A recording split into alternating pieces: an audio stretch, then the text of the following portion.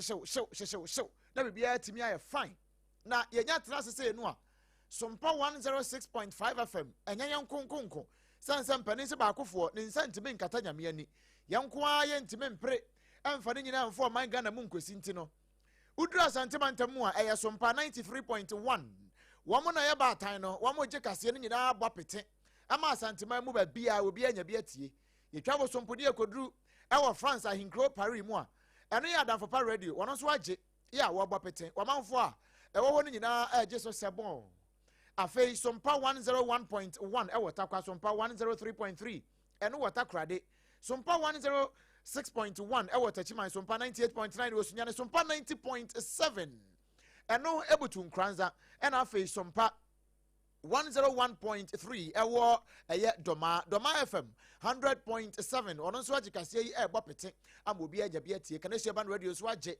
sansa sempa no de eba etofuma no bia nya ne de na ye chichire nyina wa ahema mu Kingdom 106.1 ewo mankasim fifi mantamu ba bia wo mu tie yen ama wo nyina se ye nyina ye tie SOMPA ma nokra no atimi adadi ewo mpotem ho nyina wo madawroma en wo masomu a asempa tredwumadie no wona ye ne mom ya no ahia wo Facebook no so eye SOMPA 106.5 FM Accra ena YouTube no eye SOMPA FM live Facebook wona no ya no asan seche SOMPA Accra 106.5 live eye ne TikTok wo hia yen double tap like it na fe fa comment to wo share na wo bi nso mra ebetie no mahwe bi na bibia enye fine abusia medin ede odomankoma KYEAME OBREMPONG na KWUKU AMPOMAH ene ye ne yachinchim fidie no na afi yachinchim stia ne nyina kama St. Augustine adawroma ene ode yen ene nam social media no so ma bibia timi akonkan kase yadam nyina enipa ho nyina so aso yasene ya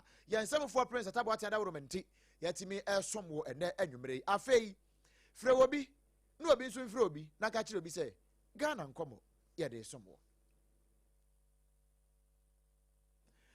na shanen so ma me sɛ ene ya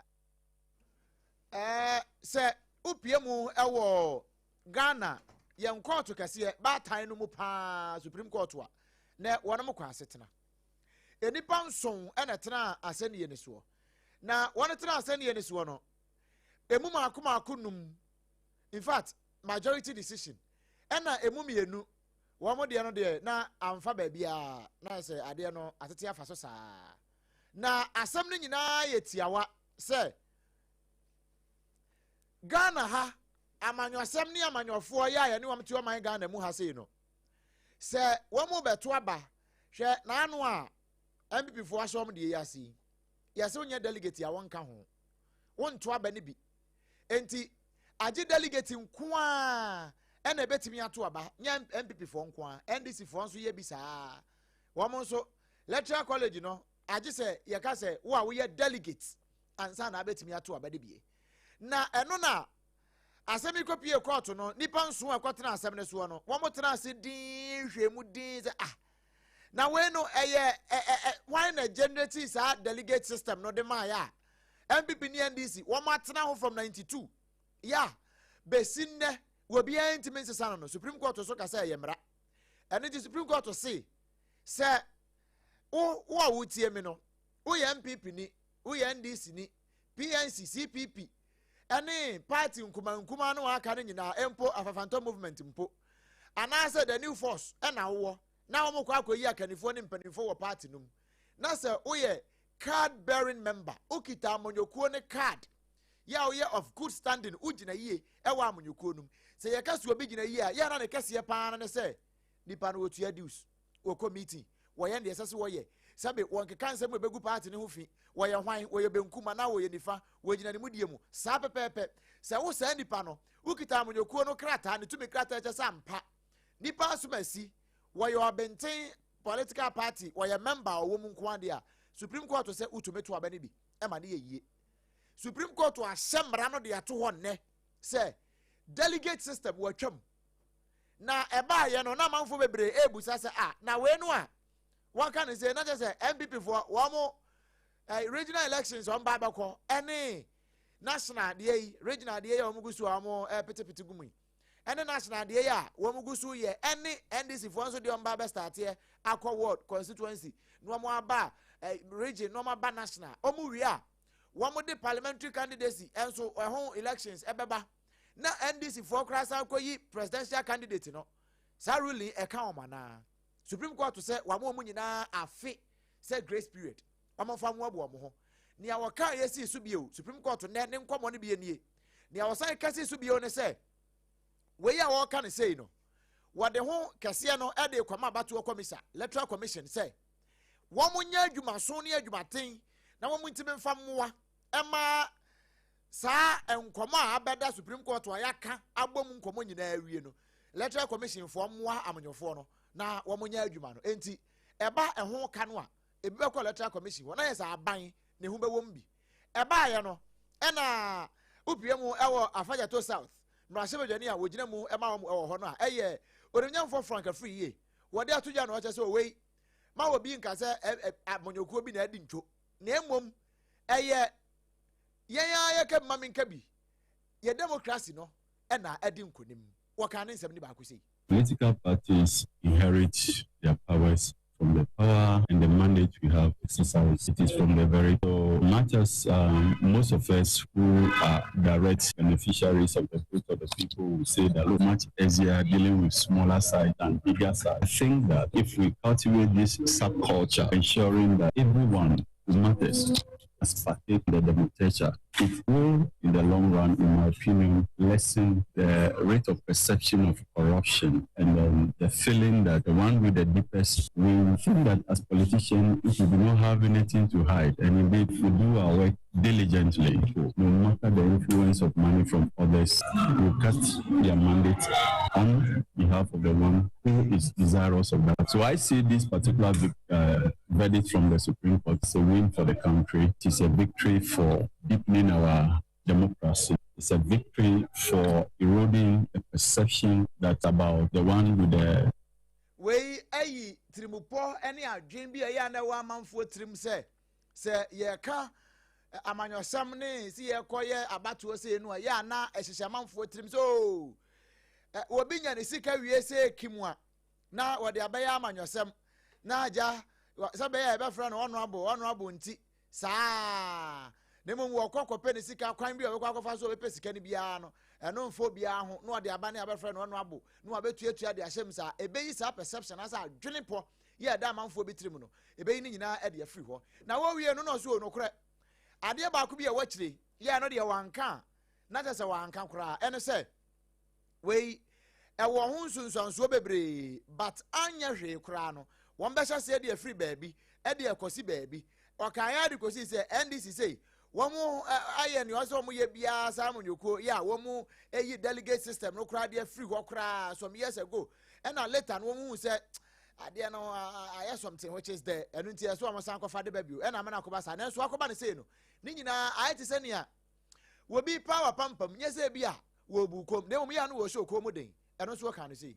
Once you are broadening it and including every member that sometime from the very beginning it will create some difference. The NDC has indeed practiced this in 2015, if my memory serves. The fallout were very devastating. It led to a lot of acrimony even after the primary. But I think that the beginning of every good thing is always difficult. And then what we envisage that in the long run, this should be win-win, not only for the nation, but for those of us who are directly at the receiving end of mandate. I think that it's a good call. It's a step in the right direction for us to deepen our democratic culture. Political party is what the Constitution prescribes. We make the very law that the Supreme Court interprets. And so I expect that with all the rapidity, all the force we can marshal, all the parties must comply, put in measures ASAP to implement the directive of the Supreme Court without any delay. Particularly the two main political parties, I mean the Green and the Blue, NDC.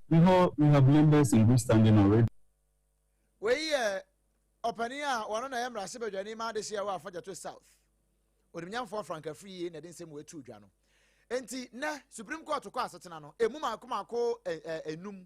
Wo mo agye atum se yesi yi delegate system na free ho a yenyim free ho.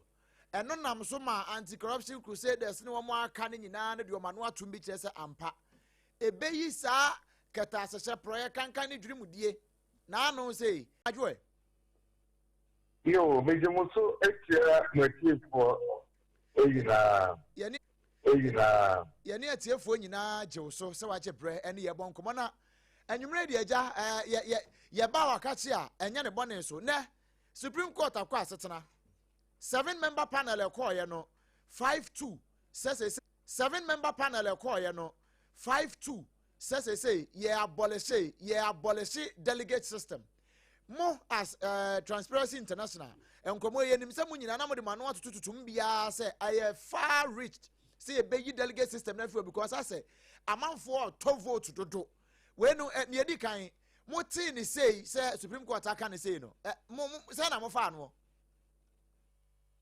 ɛnyɛ deɛ medi sɛ Supreme Court di madi a ɔmo di yɛ no wɔn di ma ɔman Ghana na wɔn di sɛ bɛyɛ a yɛbɛko ɛti akata sɛ ne yɛde so nkudi mu yɛfa delegate system na obiara gye tum sɛ campaign finance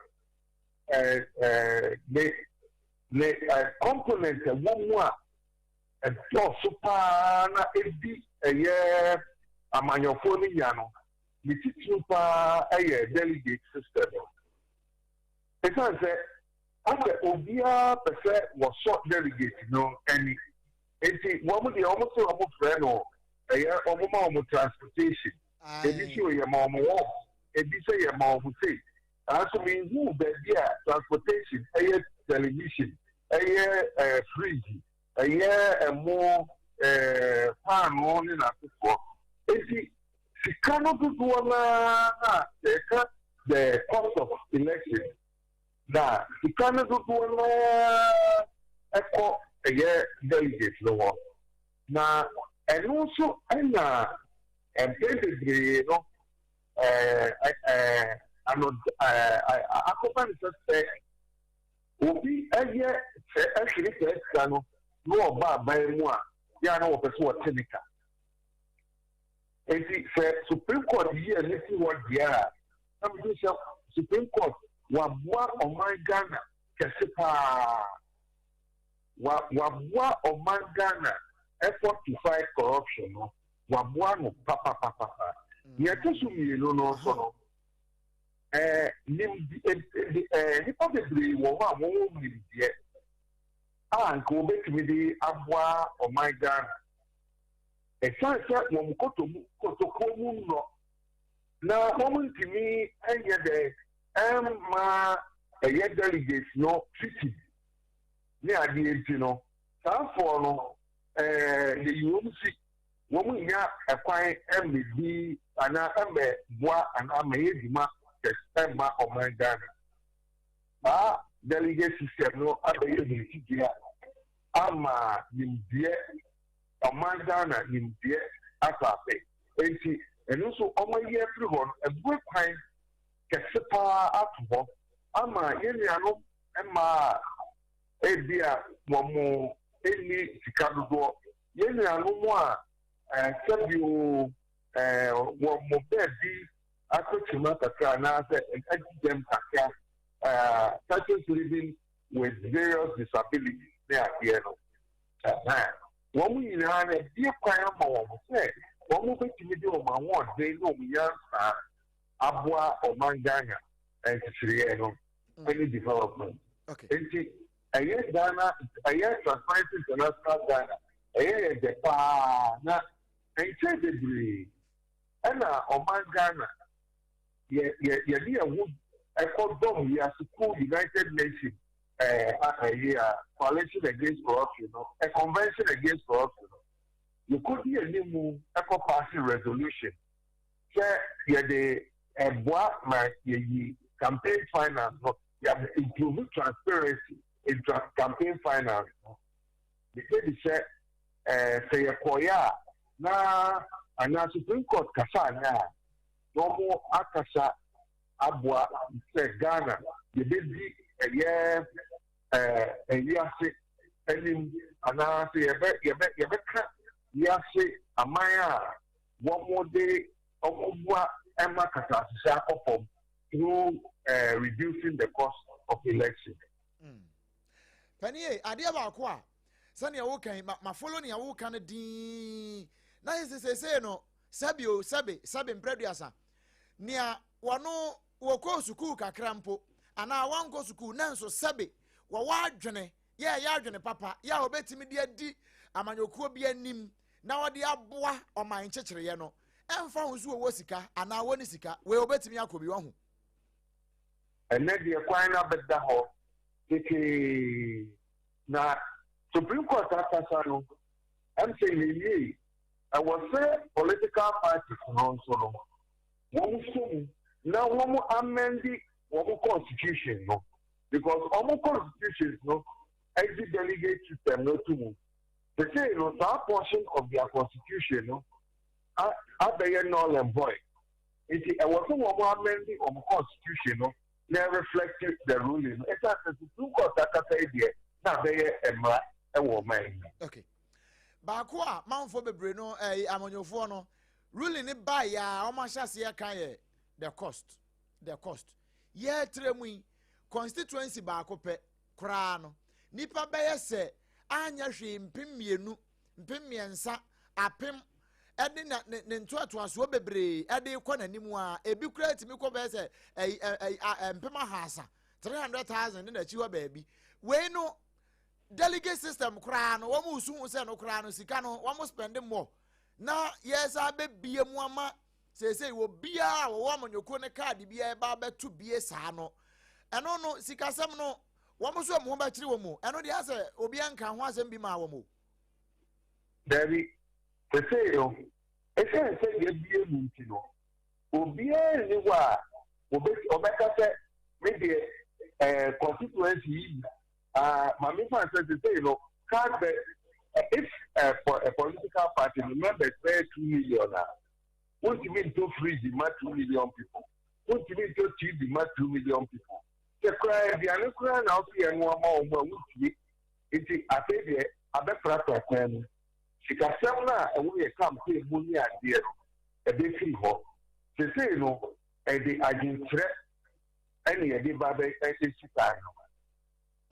it will be a better oh they say they're very expensive no then if I was very nice they say of you took us out to say what my and this idea one more oh my is almost I imagine say you better what me ask to kaka say no sa for almost so really mu check na mo dia ye djuma na me frega na for so say ya ye ne sa no so no ko tin dia wa ye ne dia you edu me and me no so say you be yi atwa so enti they say me no wo no I was here mama your phone who said there be from there and film you on the delegate the military Italian no and for young public yeah they say upon to for the gaho I was here so here simple about why me ya ateliwa what paper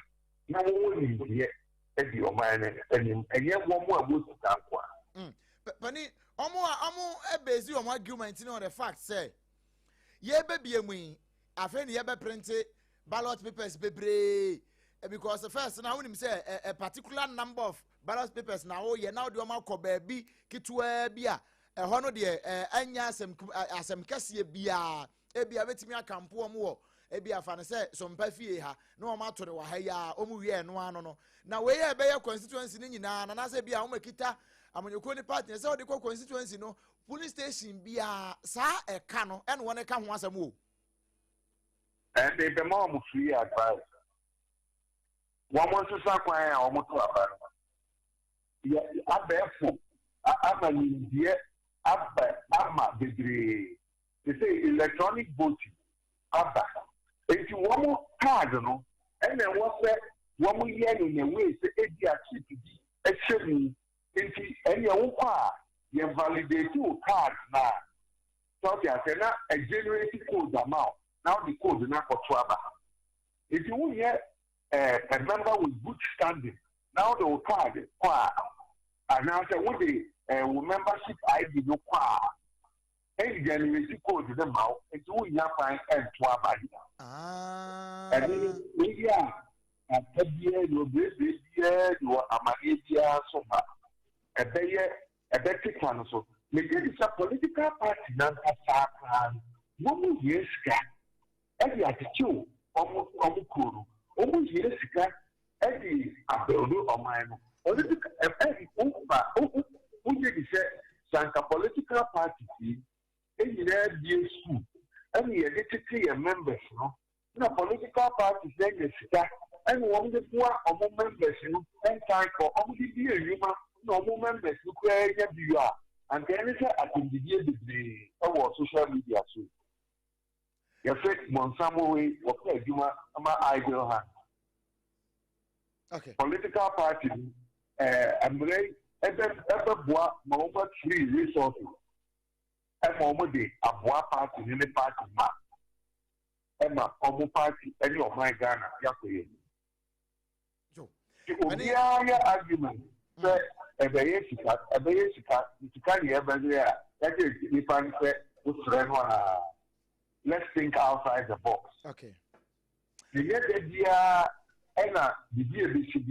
we think about problems. We must also think about solutions. And it is, mama solution. Okay. Nice way no. Simple solution is electronic voting. And no one even bet me the ayaboko. No crack to cost so. Exactly. I don't know. I will be in contact with who I need to well, she has over to Obama. And I said, there is a dear. And also, a dear to some master, yes, for converting of the evidence of Pamela. What's our mobile phone? Now, I did so. The code the Mawa. The next process, nowhere to sue candidate. The next process, nowhere voting. Now, show them. Papa, my Agene Papa. You have to grab the thing for Kaya, and I put Timba and Tokwesi. And no class of other Guamaya post for one tomo, no more about mine by I'm a only near my Anthony Apostle. Also, over here, at the election time, I will deploy so many security. It is a drain on the stage. A better so. Papa, my nasi, a futu, a quantre, any adventure out there. My, you didn't say you're quite no dear. Some panel said, be actually AGYA. Wadauma, you best have weapon, you penny wa, ya no AGYA, so why? Not much more. My men not Supreme Court, I say. Okay. That is don't buy a special prosecutor no more. Here now, Master. Now, young mob special prosecutor, say to whom money is given. And also money is expected. Expected. Ghana will have expected that is a renewed fight against corruption from them. Right. The Almighty. Yes, Nyamisha also Sawache Brenna only abo enkomo. Yera Michael Bodi, a fundraising manager. Transparency International Ghana. And then Nabonko went away. We offer simple solution. And the ama titruni MPP ni ndisi for awumusu cost no. Say we and one say monitor ko sibeka na ma generate code. Na mo de ama members constituency bia monye na monche. Into the party number no. Say card no e de ma no number was so. O party number. Obo hye munya ebia dial *77* ana ebia *23*. Sene obeye ni bia. Unya ye ya na ba say bo party code shem. Unya bo shem uyepe. Na no answer de woko na u follow. Enti nipa ne tini fie in the comfort of nipa ne fie na fie what they vote na bibia tumi aye fine. Only campaign sika sem bia nim. Obetimi akọ campaign all right but afa na nya afa na mekoya aduane akoma delegate bia. Ma yenko ahoma no so na ye ne Dr. Abdul Jalilu Atieku. Wono political science lecturer University of Ghana Legon ye ne no emo enkomo. Dr. Atwati menka hot bite so ni ma adwo e. Me just mean na mo hot time. Erade ahu ye mobo mpacho na won so e. Yami adom me ho ye. Ye de erade ase. Anwumere de ye ba wakachi ajade sua kakra na ye bepe. Supreme Court na wo mo kwa asetena no. Wo mo say wo mo twa delegate system num. We are asem dem ayen won. Me da sinke akye for yina. In my view, I think it's a very good decision from the white men and then women. right? We have practiced this delegate system since 1992. OSHA, I mean, we all know the problems associated with the delegate system. Your parties, especially the two big 10 parties, the NDC, the MPP, over the years. Challenges being maybe to me, OSHA, how internal elections are organized. You would say, most cases, you find political parties have to grease the hands of delegates in our mother to APA. I was saying a baby, apart from the fact that parties in the board or Moka, normally one particular place, and I say they have to choose candidates, whether from the national executive elections, regional constituency, any parliamentary elections, a baby, who say that a candidate, will have to pay something to pay the voters, all because only a few people are selected out of the lot. So in my view, and we have seen over the years, this, election, we will say amount for delegates now almost 3 years, TV, and so many other things, apart from the cash inducement. So the net effect is that Ubi or your quality can parliament, unfortunately, so if an needs the car, that you say, ultimately contest. So the person will not even get closer.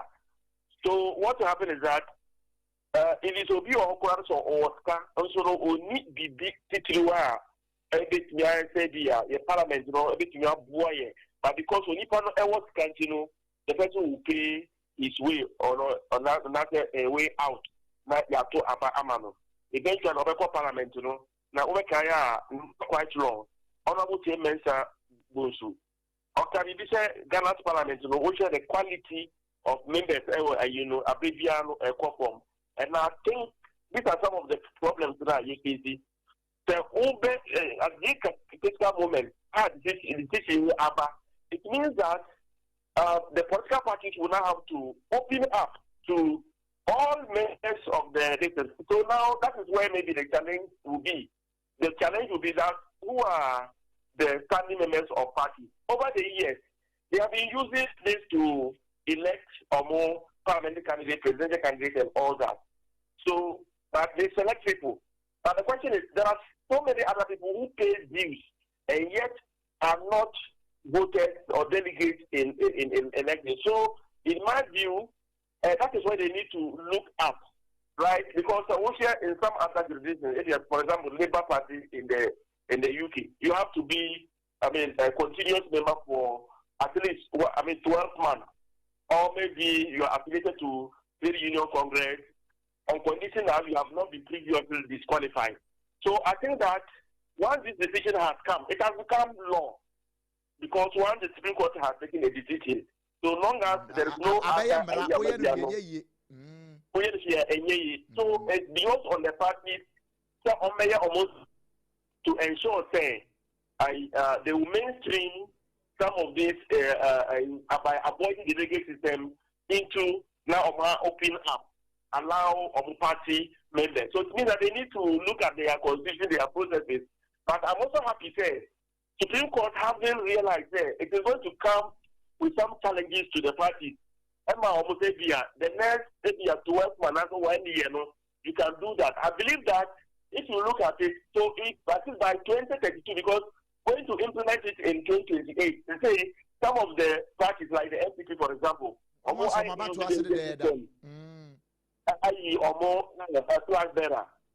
are some other the party positions they were there. They are also in the process of being that. As we speak right now, the elections are going on here and there, and NDC, they already have their plans.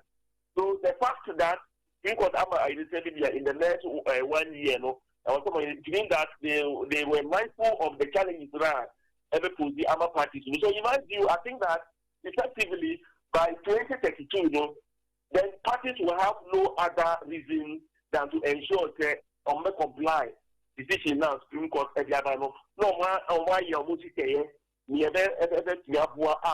open up, because I think that they should not be taking views from members and then limiting their right to vote. In my view, and I agree agree with the decision Supreme Court at the but despite the fact that parties are going to have, because now you are going to open it for everyone to vote. Country, your amendment, it's going to come at some cost and some other logistical issues via affected the parties, and that is why we can say if we are going to look at it in 2032.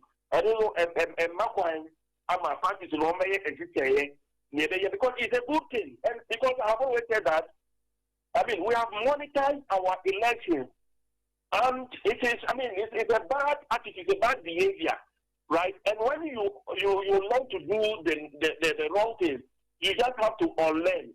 Parties have been expending money unnecessarily. So I think that it's about time they need to look at it to cut on some of the costs now. Let me in a way that you have practices. So in the interim for now, they are going to face logistical challenges, costs and other things. But I think that once we are able to move over this, certainly things will fall in line, and then things will be better. So to me, I think that I agree entirely with the decision of the Supreme Court. That's why the challenge is now parties facing. Papa, where there asam no aka ni nyina nti me jaw na mukura mo akona ansa na ebewie no ode afutuo bi innovative ways bi a obetimi atu omfo amanyofo no amo mafa so a ebetimi aboa because ye depending ba ko ka say o betimi kura ye no say electronic voting yeah no nya fe na wokọ campo delegate we say untimi nkampo mu nyina ngu dan ba akum untimi nyifo mu nyina nkwhye baabi say omo nkoto aba no wo one particular spot this wokọ police station by police station and also no wo mo say e ka be wo ho entie ne sa de a ye drive code bi ubo party card number ehemu a na amount opportunity to vote or to select who to vote for no ube encourage say ana is there any different way bi a innovative way bi a ubetimi asusu etoto e de asram nyako no. I agree with him now. Okay, it's a very good idea because they say you want to say, we have to use the technology to improve your life. Over Kaya, I think somewhere 2015, that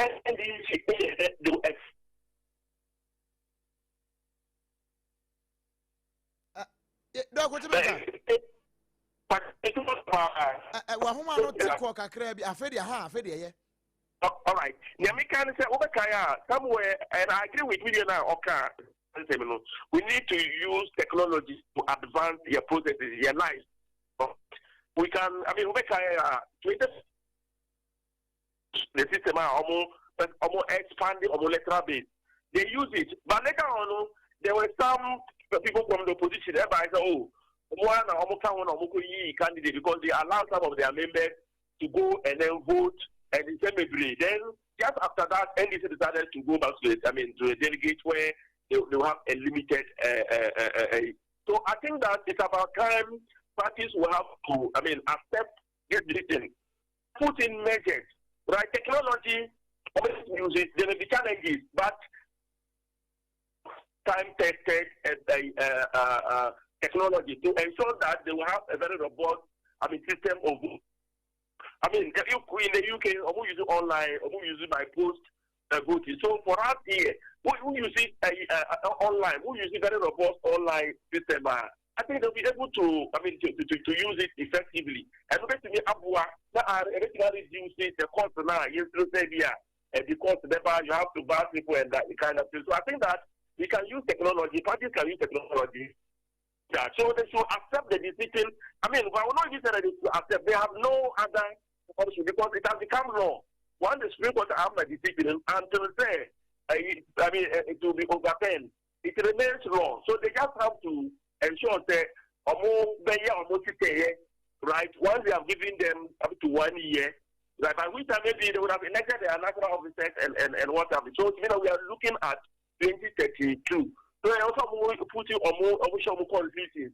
Now on more reform on the me accommodate the decision he said a delegate system so that they will allow every person a party member in good time to vote. So they have to look at all those things and also ensuring that in coming to reconstruct or to redefine who a member in 2008. They should not do it to continue to limit, but they should just look at our national constitution. Na more democratic party process, you know. That's what I'm excited. Yo, Doc, you better as a pan, you may say, watch a bread now, only about when him said, Sanya, on a SOMPA, Yato Cassano, dear. Yeah, quite a nimino, full be a baby chibiano. You better some was here, near no born come, that's the right. I will see any part of the bomb come away, Doctor Abdul Jalilu Atieku, why lecturer, our political science department, University of Ghana, Legon, and no. And then a bonk one into way a simple solution. I'm on your phone, Munyai Casatenteno, Namo adapted, Munyai a cake in Yamana Moyen. Na Monses Hanium, now Kuyi. Shannon so, sir, we quote your Mukoyi. Can Minister for Environment, Science, Technology and Innovations, Professor Kwabena from Boating, any Dr. Nyahonya Hotamaklu, any former Lands and Forestry Minister, Dr. Christine Amakunyama, woman of court.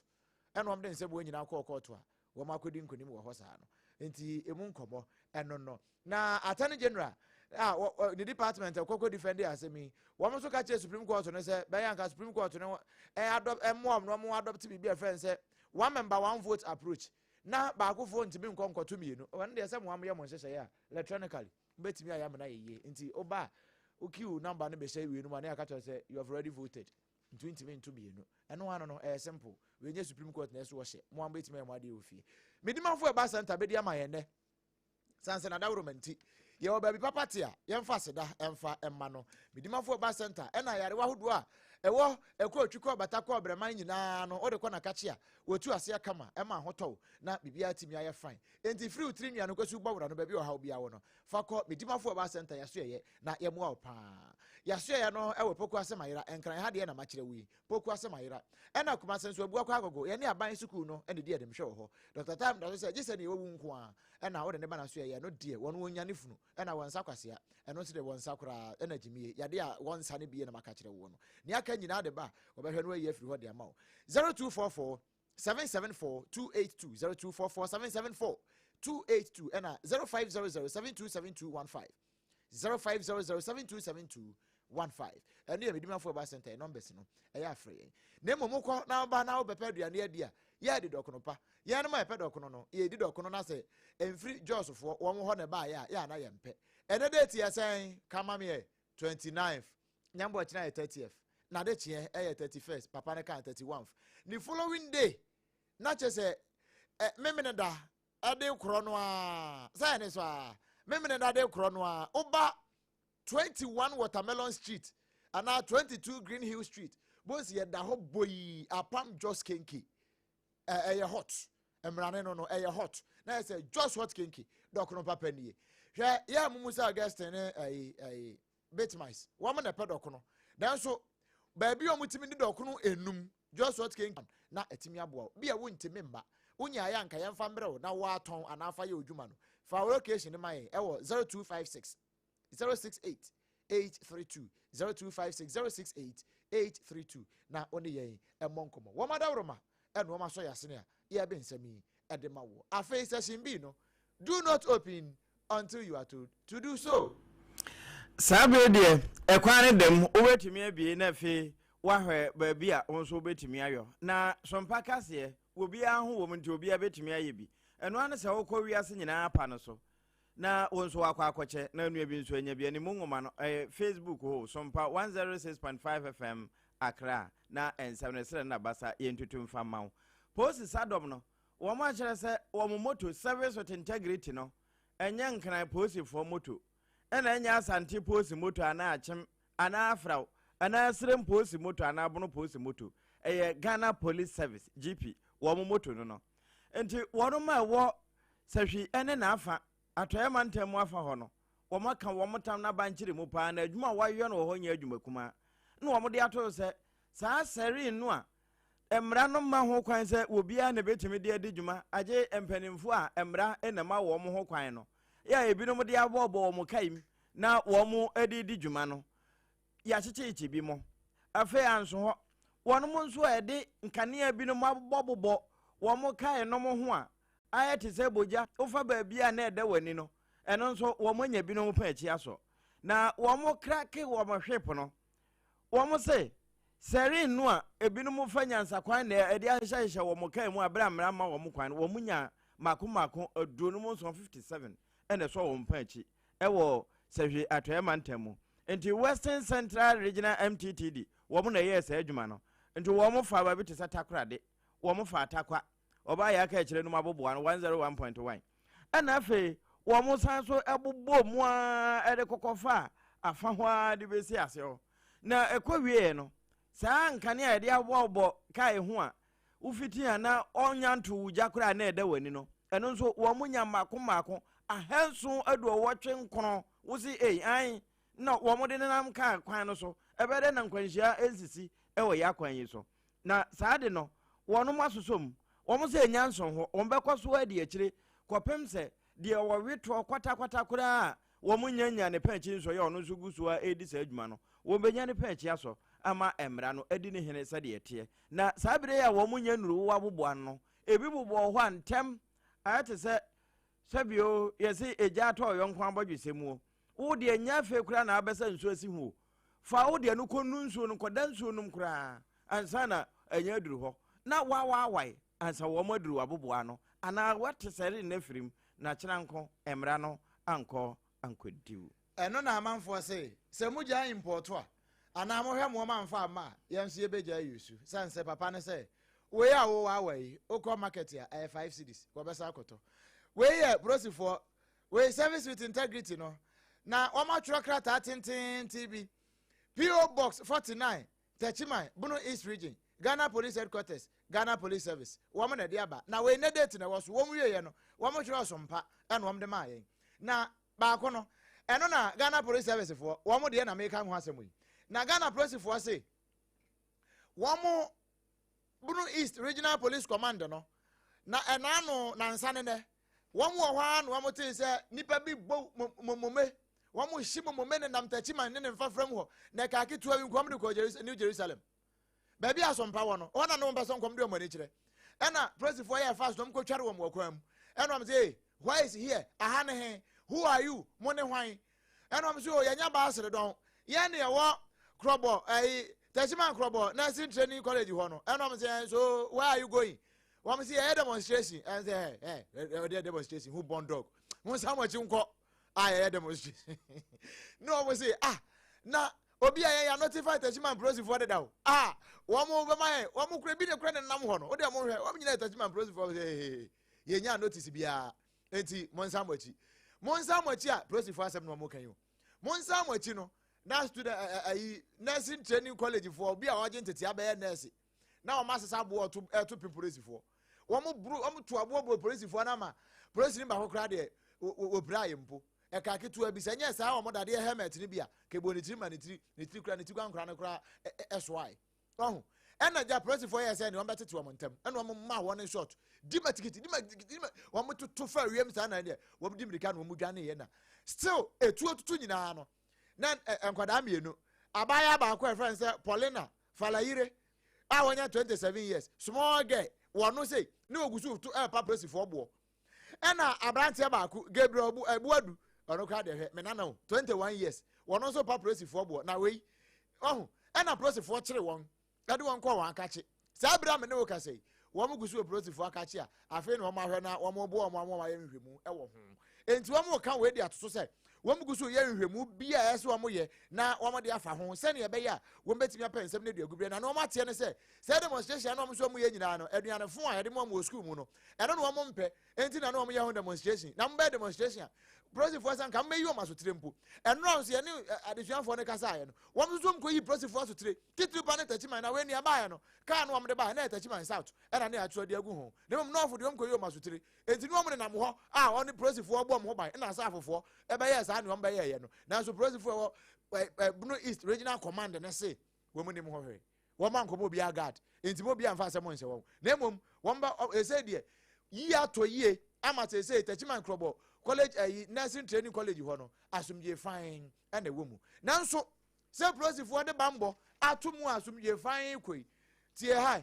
Ministry of Health Republic of Ghana wey nso wɔtwerɛ SOMPA release ɛna ɔde agu so sɛ SOMPA yɛnkenkan na wiase nyinaa nte ɛse sɛ animanim yɛi no nursing training college Tachima Nkrobo yɛatom yɛde credo ɛne nkapo ɛde atotom nyinaa saa bere kura de principal no ne mistress no nyinaa sɛ som dem akɔ yɛse yɛnipa pɛ sɛ ehunu wɔ hɔ a wɔkyeman pɛ ana security man wɔno nko a wɔno kura no ya wɔnyina bɔnten wɔma wɔntena inside wɔnyɛ sa hwɛ a no bi afra ba inside hɔ asɛm ne yɛtietiatia nkrata yi Tony Goodman ɛna wɔno ɛtwerɛtwerɛ ya wɔde asɛm wei sɛ ɛde bae na ne nyinaa ne sɛ wɔne ahu wɔn atete ne yɛkɔɔ so wɔ Krɔbɔ no ɛnya adeɛ yɛ nika koraa ɛno nti ministry na take decision ne mpo nkamfo asɛ wɔn mu gusu yɛ several meetings ɛne nkasa ho kɔ so appeals bebree kɔ so regional security command no anasa regional security council no ɛde wɔn de aba no nti ministry ne sɛ wɔn mu yɛ sɛ wɔn nyɛ nkasa ho ne ano baba yɛ sɛ ne bɛyɛ asomdwe bɛba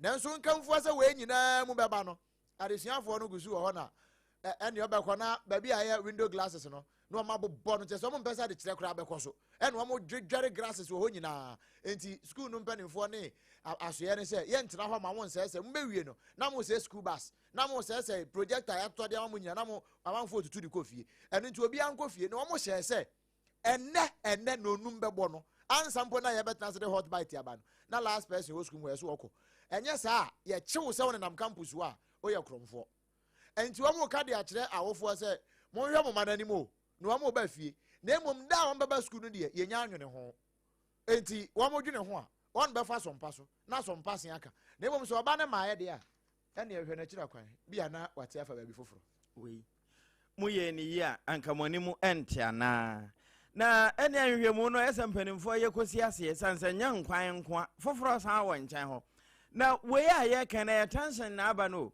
ɛne yɛnkɔ otima ntamu na tension asɔre wɔ hɔ no nyɛ asɛm ketewa ɔhu sɛ close agfoɔ Civil and Local Government Staff Association of Ghana wɔn yɛ a wɔn ɛwɔ abato a wɔn kɔto eyi wɔn akandifoɔ wɔ wɔn dwumadi a wɔn die mu na otima ntamu deɛ wɔn keka ɛka dɛ nka wɔn yi wɔn ti ho ne nyinaa ne sɛ yɛ disqualify chairman baako sɛ wɔde case no koraa akɔ court ne sɛ ho nti wɔne ho kwan sɛ ade a wɔde akɔ court no wɔsan bɛ contest bie na no na wɔn a agyina no bi ya wɔn nso ka ho wɔn nti wɔn ho ase wɔn koko so kyerɛ na ken sɛ SOMPA ka sɛ deɛ ya tena se yɛ hono sɛ biribiara kyekyere amansan kɔ mu no mo hɔ na yɛ ba etimi sane na mpanimfoɔ nso yɛ ka ɛtɔ wɔn aso mu yie enti mo mfa mo ka sɛ ebonum owura Prince Latif ɔyɛ Junle wɔn na na yɛ kasa ya na wɔn nte wɔn ho ase no ne nsɛm ni ɛna bia people isi mi kɔnɛsi wɔn si mɛdi association akɔ court eti mi tumi kɔnɛsi wɔn na yiba na wɔde na dɛm wei nipa kɔni contradiction association is it the right ɛyi is qualified in this order ɛmɔ bi that pension ɛdɛ ɔdɛ mu that children ɛwɔ yàrá oye musa association you are the people running the association how can the dead be rolling the living how can the dead be rolling the living. aha eti Prince Latif ɔyɛ Junle no na wiye no anso hɔ ɛna Yewra Sebastian Fifi Kwanston wɔn nso ɛsɛ na naken wo de abra na betie wi the thing of the day when they are to say we do so I don't know you got the chairman also outside say he's not going to move until that issue has been resolved. We don't know the base of the removing is from the delegate first. So we are here. We are still hoping that they are going to do the right thing. Thank you. We believe in the justice system. We continue to move to the courts from here because we believe in using the due process. We are not going to agitate. Yes, we are letting them know our grievances, but then we proceed to the courts for any injustice that has been done to us. Enti owura Sebastian Fifi Kwanston na no nso kyɛ sɛ ebinum kura wɔn ayi wɔn din ɛde afirim no ɛna ama wɔn te wɔn ho ase ntia saa de wɔn pɛ sɛ mpanimfoɔ mmerɛ mu a wɔn ne na ken edi ho nkɔmɔ de ma ne yɛn ɛna no Supreme Court kura na high court mpa wɔn kɔ asetena ɛkɔyɛ sɛ nkurɔfoɔ bi ahyase agyegye sika bi ɔtamapɔt hɔ na sika no a mo gyegye no ɛyɛ unconstitutional unwarranted money ɛna wɔn gyegye ɛyɛ illegal enti mo amonye bio sɛ 720 Ghana cedis per container say wɔn kan bi sa container administrative charges court ahyɛ sɛ yenya saa de no with immediate effect yenyin free ho no ekwa be na kakra nie se wo mu guso a wo mojeje enti asem we ama business community no wan bu afu pa na Importers and Exporters Association kra de one executive secretary odoma no Ghana de no Samson Asaki awengo beti wano no for streets and force na ye no an say na aben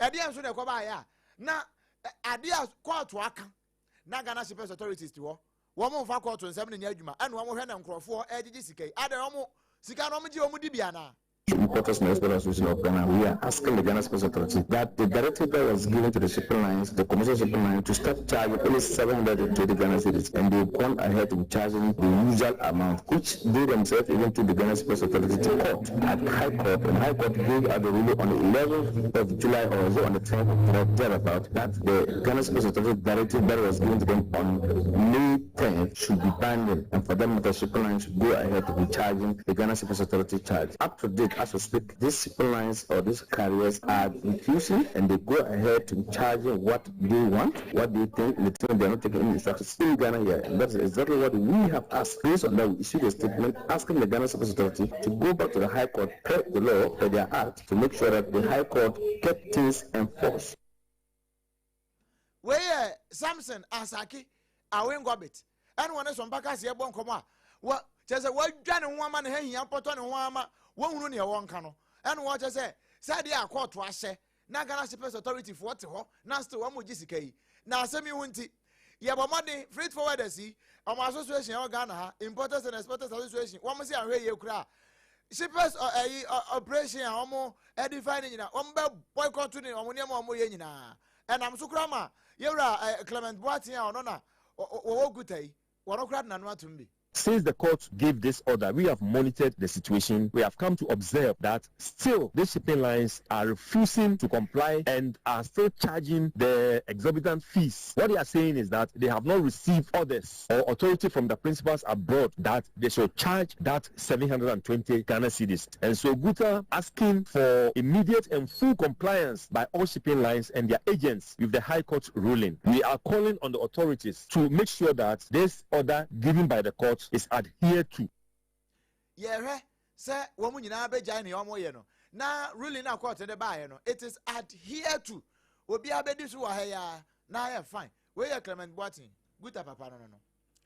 Nano, Suiria, a baby one crane, and no, Anna, a quaquaye, the first Roberta by a home.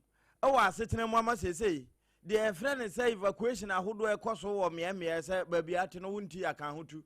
Na one more baby, their friend said demolition exercise. Sababi boo, dear Ebubu assistance in Suminama, so Lubu Fasonina, at the free ho. Then no, na Adesha one more Quabri Eastin, so a beer camel. Ama Abai Cratch or Honenia Brepa, so one more tete, some potemos will be into, and Sana, one more the can credit word to two on. Na Yera Joseph among Quanu Redeem, and Sanko, where yes, I know, one bob Bedua mania or two be somewhere. Ebo me din se municipal chief executive confirm me we me kasa me kan yin ane say ade ba fa ebi nya me pa aye yen patemu na say mantemu ya kwan e na afi yen kase yen suom si CCC dan NCC suom e na afi yen kase yen patemu ni yedi woni ana me di sanitation me say e bra me tia konya so say municipal chief executive na amamra and say ensuo da ho a e ho no ye kan ne ba fa na da ho no ma e ya ban dia na ni say e makwan ma obi si dan ho na and inti I've warned again that all fiscal planning department workers, my guru boys are assemblies are kanka public is now. Profosika, you pay permit amount, you pay say, Nene Kokasa, anyway Kokasa, public is the hard year. Macasa, who are we a member of this assembly or a staff of this assembly? Yeah, like she'll say, go through you and I sign permit. And I say, wow, we sign permit wrongly, especially the fiscal planning. I can't share so a sign permit to be at the Maubi. Many people could sit down and they could see the BNC so did SCA. And then you go to many panels will be prosecuted. Honorable Joseph Amankwanu Redeem, no. Quabri East MC, and I walk out as on the Najumano, it is as one pow. One may go and him, say we have been command and if I sit in our so cry or what to go. Now, everyone watches, we are walking in Ano, and Mara Abata home, assembly no, on the bylaws. Denti a me amanfo esuro say e bia bibi ni amanfa na yes an say me party ni dey wo amfa party na form government ba e dey say yenye o man ti o man ye ye nti me say we party ni we party dey na say wo ba na mra ne say me busa say mra ne say nti mra ne kan ye dey ye do say ye party adwuma so na ye party adwuma assembly mra ne my kwan e betim ni nipa na kokota kwa ko gina no say assembly stop no ye adwuma on fa ne krata na no fa ma no ye adwuma ba bia o say bugu no there's no compensation to that effect because he acquired the land illegal nipa no land acquired illegally no na illegal connection yeah compensating illegal connection and compensation bi wom nti oh we dey jai pekakra yenko hu onabo wobwa woni no gine wo gye nti won so ugichim na akoda no ma obi na eduru ho a won bebu atu agu yewra Joseph Amankwa no redin na no gisem aba abedu e de bae no ene yankran ha so okopie mu tamani town a wo mu bubu dan ni bi gu den e wo ho na eno na e bae abrante ba akwa friend say inoxam wono no kra no we free Winneba and ka so Winneba na de come and kasim nti Winneba no we free wono wa twam kra e wo ka so ana wono mu nyina ba sha tamani town waja wo mu di dwa kakra saa wo mu so mu wo ha no wo mu te say excavator ejuri dangu hwanie na mu de onabu no redin e bon krofo kokko no ma mo e kokko na in fact what they are always saying say we dey na end there this we do money ma hokofi. I've been around as I was a student. I've been as soon as school vacation I can't. My mom do works here, so anytime vacation time I try to come around. Seriously, some of us we have to leave today. Some of us, so I've helped some people to remove their, as you can see myself. Now some are from Tekos, Winneba, APAM Marketing. We are pleading on their behalf that they should see us through this situation. And also they are saying that the rubbish is around too much. See if I should take you around that place, you see that the dustbin is full, but it's still there. So what are you expecting us to put the rubbish? So they probably go to the sea. So if the dustbin is full, they should take it away so that we also, when you sweep our houses, we can send them. Thank you. What? Mosi ya heavy. Dustbin is ho me fire. Rubbish ni fa nwe. Adena ye ma. Ye enti adena ye ma ne de na ya. Ebe kwapunum. Enye ye ne Some catch waste management companies now that's been a record. And one bafa kwa yanka empty. Nanke di ngura na kogum. Na wenzu de enwura ya yentimi fan share demo. Enoxam no. We na baya ba ko ono se fe no.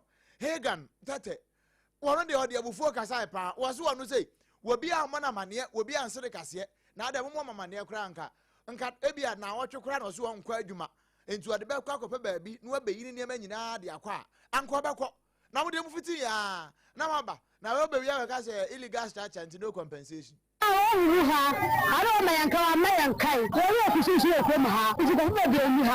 We community market. Unexpected area of our world would be her. One cash chair. I got I'm one. I pay me and also say I'm one there. Over 300 days. You know it then as I can honestly I would be her. But we are cutting chair. And the man can put for 1 week. No one pack anymore. You need to come up. Why yeah? You should not say tell you. You should one time I was be there. You come on and ask them. Where are you? Where to go to the ball?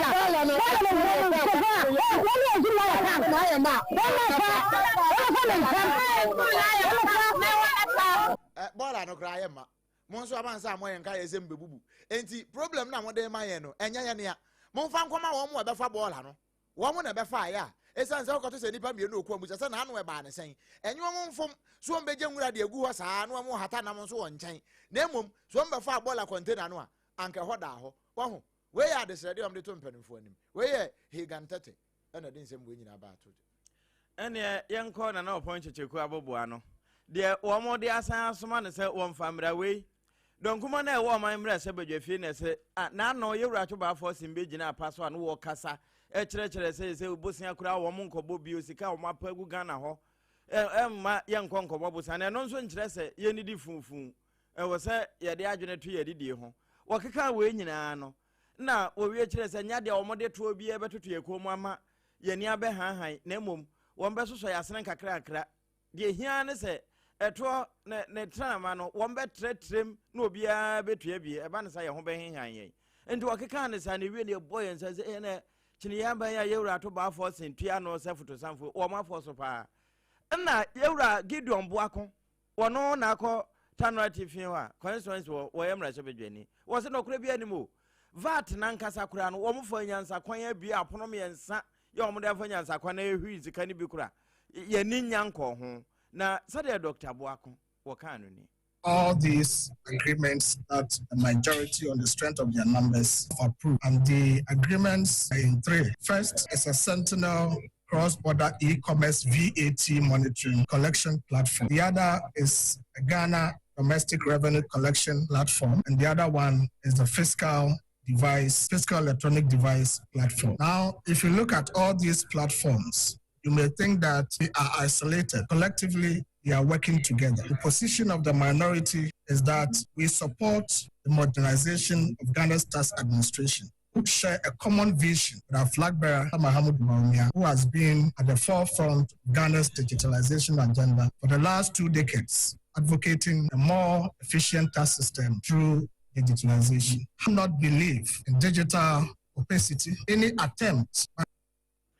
Ewi no amananso wasabo abanu kwa dupa se empo eba ni sei anka obia ni ho wochiri se wo so asempa de ba na obeka safa kodo nanso contract eso wode ma wo mo a aben wo abefo ntentamfide na emudwumadie mu wo man mu no IT experts no wamfa amon wo no wasande ko ma amono nefo eno nso tie se de okan no. Device is simply that government is going to purchase 40,000 electronic devices to use in the collection and the operationalization of revenue in the country. As we speak, how much each of the devices cost, nobody knows. We ask government who is going to pay for the device. In the memorandum, they say that it is the taxpayer. At the committee level, we put the question to them. They said that, government is going to pay and is going to apply a certain depreciation percentage to the taxpayer. So what are you talking about? There ought to be clarity as to who is going to pay for this device. What are the necessary safeguards we are putting in place? If any of the devices at any point in time becomes and wode kwadu bi bo aban se de san bu na pre kra se senkasua ni wo se wo kra bibi na se de wo sika no no eye nwunan wo nipa ni so se sa na ewura to ba for semba ne nkire mu no sa na no wo pa kire eno wo kire mu pa se. The bigger question that we must all ask ourselves is, what are these systems going to do? First one, which is the digital cross-border e-commerce VAT monitoring collection platform, is simply a platform that the government has entered into an agreement that provides a platform. That is the first thing we want you to know. Unlike time past, where the previous government engaged local Ghanaian IT experts to deploy some of these technologies to help the cause of this country, this government is deciding to cede this to foreign companies. You can talk of the Ghana Post GPS address. It was done by local IT. Na Dr. Gideon Boako, one of the book, a book show. What would a book no more be a dear, a hunter, or more candy agree to the moon so young huno. Yeah, well, be so one na quarter notify, or am Rasabedwani. When I know appointed you, any this uncle over your feel. Yen free her, na fear in Chemo, our and some fufrumu. Na, war and some fufrumuno. Sabre, thou retreat, cost den. Nina, Apostle Dr. Emeritus, Engineer, Kojosafo, na ye on home come. One must say, work in a crown, one bayan will be there money. Natural, one the body naba bontain, no my baby see. I'm a no crow, Becca some watches, Yano cre, no Becca be a Yano cre. Ya badicas ye by ya, and was our 2 video be a money. Now, way, no, General Christos Safo. One more dine anymore. Anna, what did I call Cassiano? I near Penifone. And what the other was saying, or day, I acofrana 20 chain say, and I did Christos affirmation, and also done chain. And after way yin in a good was saying what there. So a visual by a year. Oh, dear. Why so ye Christos of a member? For so sick for Cabra and Cabu. Atisa still a month busu to infutru ebu amount for any eka abrabon yitu musa minisa se wo hwe eye twokonkon mu a Joseph a oba wiase sebe onu nyam nyanta wanta obebri sa abusua bia mu ewemu wo hwe David mpo a the same thing, he was overlooked. And some degree in a course, so I was said some Bible more, a set the air corsui. And so me could get Safra Cosma, Madame Papa Nindian to Benensa, a two, so. And one in Dintia or Sasha and Penny say, and we are dear, I didn't say Fatano, and a young fat and Manu. Meaning Pretty, and we say, the make a chair, a sorry baby, me say, and ne a day, ma ubibia, and faka, a set or ba and kind, abba a ye, ma ubibia, and Yamagini say, O Simo Fini, Kumu, abba and kind, abba a ye, Patrami Sisubia, they say, a ye be any one ma a becoso, a young ampa 30th no, our empota, a ye be any a becoso, a busia, a sorry empany for a kind of moon, who call the first one, the ye ever 2 years, young Pesse, Baba ye, a ye be a pinching, and a bassa, ye be a back, a papa couldn't dinner, intimate ceremony. A year now, a dab on Tennessee Ebecosono, medical press conference, Emma so. They said the Sisubia, Egyama, a Christopher for ma, especially a year be anywhere Ebecoso, into Mobia and fa, a solicitor and from Faka, and from ma and Kahanamo. What ye? Oh dear, or your phone yo. So now Christopher for so for an eye, sorry penny. So I saying bass. Somebody go one putter. And I say, what do you call and cry have a be some bad on me how? Some will call Quabino. Some will call you. Some will call Aqua a year. Nankabati. A year beyond Cobabio. In Johnson at Dasono. Sabria, Alcobonon swing. So will be far from a 20 and 50 years old. Any in Johnson does. What bet him now by Quaqua ye? Call to Aqua one time. What bet you? Way a Kodako Franano. One as they say, Christopher. Wadano. Any Abusia, my young Supreme Court way. No way, dear Doctor Kojas Ante, and one also walk and same be said. Near Supreme Court to Kokan once a more VFR Office of the Special Prosecutor. Or my channel say, or one who can say, would to me a German in a nemum, a drew quad do boffin Chamona, no was a Woko. I buy Nedoya Penia or no hat and this was a woman measure and Totonia Mano. And no, Dr. Kojas Ante said. Sadi we say san hwe mu biu enti Supreme Court we wo kan dia kire say sa na akwakoya dia ene na wo say animu ye no constitutional reform wo mutime frɛ na die ntia wo frɛ sa reform yi no yewra sante kan say our understanding of what that yes, the OSP needs authorization because the AG has exclusive authority to prosecute, and that authorization was given, if you see in the relations that was done. So we didn't see a problem with it. But it comes to the same issue that we have raised, that for us, as far back as 2004, through the APRM and subsequently through many other policies, we all agree that on the prosecution of corruption, we think that that power should be ceded to another independent body because of the conflict of interest that it creates with the Attorney General who sits in cabinet and who is a political appointee. So we still think that in the constitutional reform proposals, we need to go back to this and deal with. But at least now, the OSP can carry on its work until we get to the constitutional reform process. So to carry on, no can't we ye edi law near him law near law for no, and now one mutimidi home coma, watch ready a course was Supreme Court, Dr. Kojasante, and a Kasai. Well, we are your pet, and one they can crack out or so. Mon, sir, Ayana, a judge of one on air, one more edi law near him law for no, yeah, one time can't seem be said, Nolly prosequi, Nolly prosequi, and yeah, my antinolly and a echo prosequi will be out. Ayana no Latin ni Greek West. Nemum asem na ne se asem we that way. Say obi be enya internally prosecutor asem just na ni ne akire bim na ni nye ho. Nolly prosecute intimate me aka kire wo kopo obi kra na ye ya because say wo nolly prosecute you. Na say wo kra na ni nye ho. Aha, no aka ne sa. Eno na asem na ko bibi amanfo nsada ntese ne eno no Supreme Court no kan no san say Attorney General no wotimi ko no akwa internally prosecute. And as I see the prosecutorial powers, as I'm OSP ne back no. Assembly of Betimi acquire no prosecute. Now, no Supreme Court neck and once be. Now, Dr. Kojasante, Oko CDDia, one on our Director of Policy Engagement and Partnership. Watch them, we say. We also have to know that the court said that power, because of the discretionary power, is subject to Article 296. So I think that is where some of us have raised the question that Article 296C, which actually imposes an obligation for anybody with discretionary power to actually articulate the parameters to which those are. I think that is still important. But as Oliver says, we really do need the constitutional process to try and fix and affirm some of these principles that the court has articulated today. We are Director of Policy Engagement and Partnership. Our Center for Democratic Development, Ghana. And what in same way to Jano Dr. Kojo Pumpuni Asante. We are Yape, Anna Baka, Oliver, Vomawo, one also Yamranim, now woman of Koya. One Mukodi Sankunim Wayne now. Our Saha OSP Uncomo name. One also the bit to say, Dr. Koja Santeka say here reforms, reforms in the here.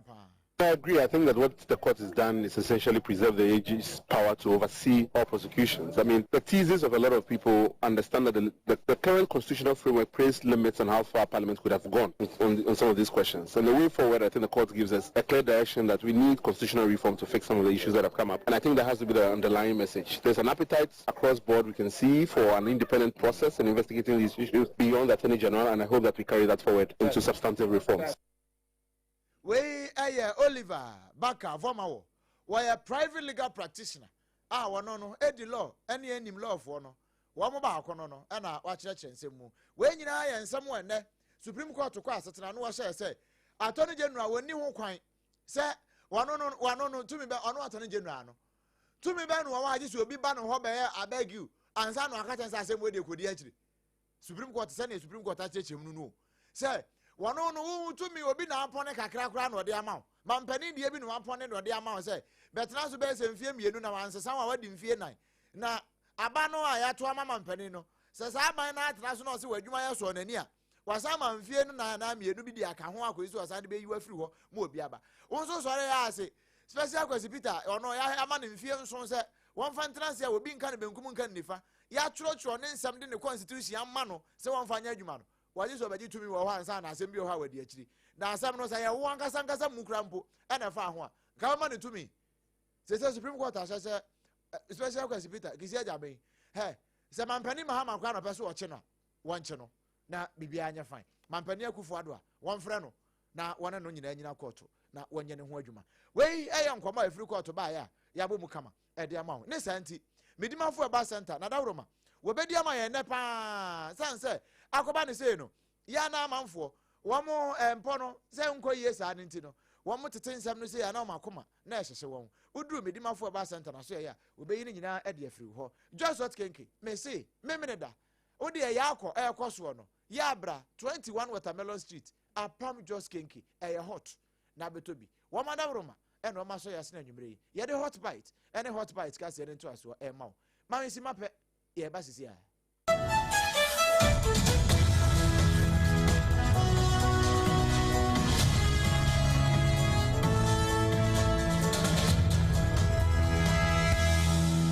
Midimafo, Pokwase Maira Accra. Midimafo, Pokwase Maira Accra. Midimafo Heba Clinic Accra. And you won't hear passengers a gumi kaimi. A Hona do one aircraft. Hey, and this Accra and put them at the mo. And yet the Muampa. The said, Educam Atlantic International University, America Memo, about Dr. Dujanfi Babasu, honorary degree as a professor in biology in herbal medicine. It is said here, I am more. Oh, Mr. Minim wife, your copa war. 1 year, 1 city. You send me 2 months and 8 years.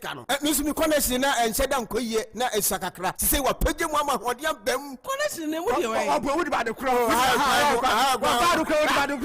Stroke so dear. What found small. Just say I did one who any dear Siano. Yari Bia Tatia, ever Dr. Tamdaso and so diabetes, hepatitis B, prostate, hypertension, malaria. Yari Bia. Kumasi say, oh, opposite government school. And then Krahanso, other PM or Pokuase, Maira Kwanoso. For a doctor 0244 774 282. And 0500-727215. Midimba for Herbal Clinic. Wudima for Newa.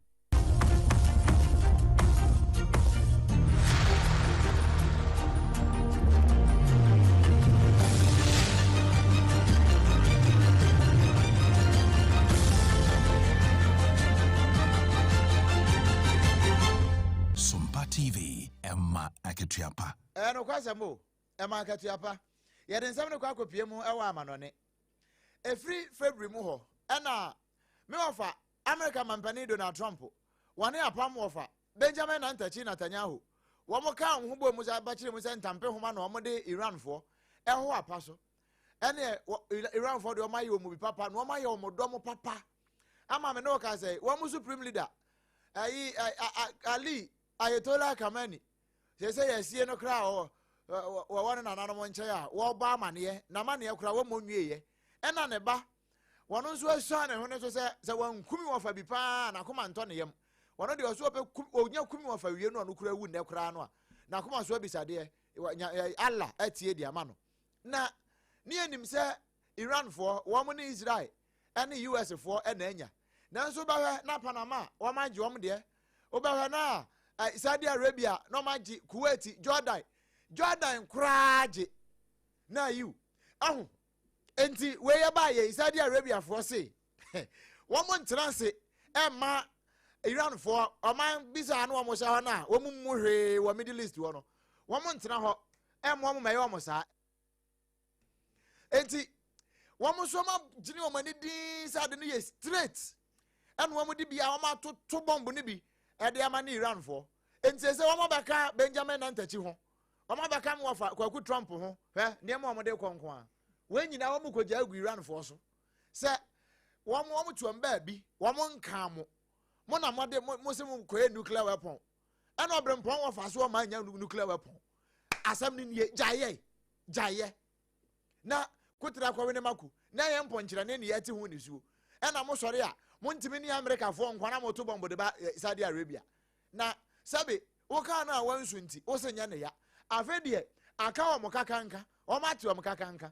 ɛna wo ma soma aha no bi ni no ɛna wo ma soma bi di akɔma Iranfoɔ no se Iranfoɔ no wahwɛ papa yo utimi se wayɛ shock hwehwɛ de ogina hei ɛna aka papa yo kita tuyi utimi se wo ma yɛ shock wo se na Saudi Arabia mo no some den ke ba holidays wo ho mo de ye ne mo ana e wo mfefra mu ha ne ane ye de ba nyina no wo mo so eye US fo wo mo base ene ye de ba mo so na ba ku bi na te fa nkyɛn a ɛno be ka mo tank mo yo tank kakra no kra ya pa mo kyɛw sɛ na de sɛ bebre ba Saudi Crown Prince ko hia America mampani nyina sɛ na we na no wo mo kwa akoye enti sɛ Iran fo nso ye mobilize strategy sɛ wo be sa da ne wo mani de ahwɛ Saudi Arabia na do wadi Saudi Arabia Jordan for beba Kuwait for beba won beba ma ba bia Hezbollah for ewe Iran for Israel for oku omo won so beda no won ho aba mo so Panama for kura gina Johnson so won so mo de bi beba ansa na America ene Israel for won ma san de be gumo so enti amanfo se be yanka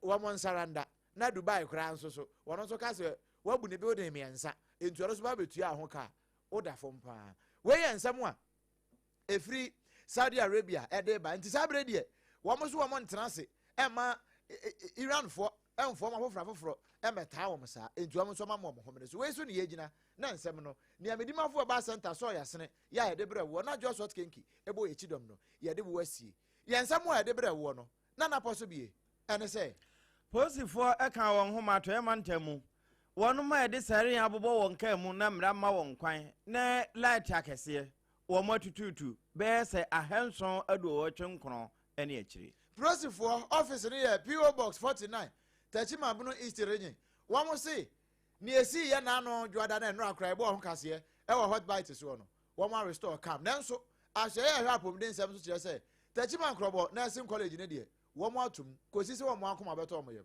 aha de nde wo manto ne mo tension pa na so de eno close agefo aba wono ye se wo mo to otimantamo eno na ken woto ho ama ne edifiri ho bra yewura Prince Latif oye junle wono mo kasa wo ho no safo akofra se wo aye be ma no odi akwaye na nka beti ne papa yie no e ma so ne wo kina ka ho yesu mu si gina wie to know 1 2 ye ba betu we yewura Joseph Amankwa no redin kwabri Easter bankrache ni nyina ye wo mo atete nsumram e wa afa ho no Saudi Arabia fo se wo mo ntena se ma Iran fo ni se bi nsem hunu sa wo mo so enti se wo mo so asoma bombo ne bi e de ko mo so se de be ye bia no wo mo be chia yam we ni nsem ahodo bebre ni ade bre osompa fie ha e de sompa nkro bata ni nyina ya adafo pa radio GBA e wo France in Paris na Kingdom 106.5 ya wo Mankasim e na afei kana sie ban radio e ne do ma 100.7